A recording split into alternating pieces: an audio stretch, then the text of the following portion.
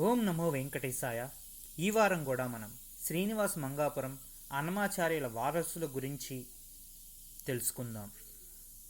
తాళ్లపాక చిన్నప్ప అంటే చిన్న తిరుమలాచార్య కట్టిన తొండవాడ శ్రీనివాసుని ఆలయం కూడా మహోదీల దండయాత్రలో పూర్తిగా నాశనమైంది.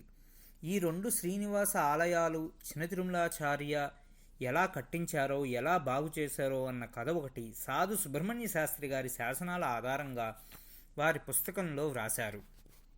మనం ముందు చెప్పుకున్నట్టుగా చిన్న తిరుమలాచార్య కళ్యాణ మంగాపురం లేదా శ్రీనివాస మంగాపురం కట్టించారన్న విషయం ముందు అధ్యాయాల్లో చెప్పుకున్నాం. 20వ శతాబ్దం మధ్యభాగంలో చిన్న తిరుమలాచార్య వారసులైన సూర్యనారాయణ గారు తిరుపతికి వచ్చి స్థిరపడ్డారట. అతనితో పాటు వారి వంశంలో సాంప్రదాయంగా అన్నమయ్య పూజించిన రాగి వెంకటేశ్వర స్వామి విగ్రహం శ్రీనివాస మంగాపురం ఆలయానికి బహూకరించారట. ఈ ఆలయంలో ఈ విగ్రహం ఇప్పటికీ ఉంది. దీనితో పాటు తాళ్లపాక చిన్న తిరుమలాచార్య రాసిన కాలంలో వ్రాయబడినట్లు చెప్పుకునే ఒక తాళపత్రం నుండి 1940లో తాను కాపీ చేసిన విషయాన్ని శ్రీనివాస మంగాపురం గురించి చంద్రగిరి ప్రాంతంలో వ్రాసి ఇచ్చిన ఒక తామ్ర శాసనం కాపీని ఈ సూర్యనారాయణ తనతో తీసుకుని వచ్చాట.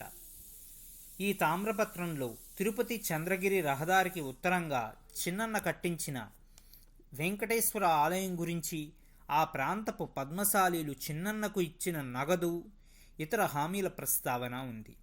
ఆ తాళపత్రంలో విషయం ఇలా ఉంది.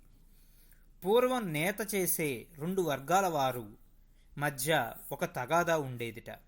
ఆ రెండు వర్గాలు శాలీలు, జాంధ్రాలు, రెండు కులాలు బట్టలు నేసే వృత్తిలో ఉండేవారు. ఆ కాలంలో వీరు అలమేలుమంగ వారసులు అని చెప్పుకునేవారు. ఇది తగాదా.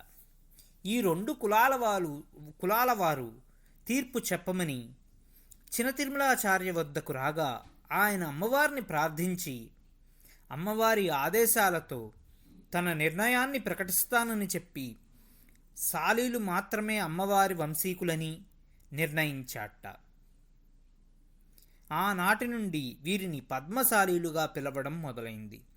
ఆ శ్రీనివాసుని శ్రీచరణాలు తలుస్తూ ఈ వారం ముగిద్దాం. వచ్చే వారం ఈ కథలోని తర్వాతి భాగాన్ని చూద్దాం. ఓం నమో వెంకటేశాయ. గోవిందా గోవిందా గోవిందా. శ్రీనివాస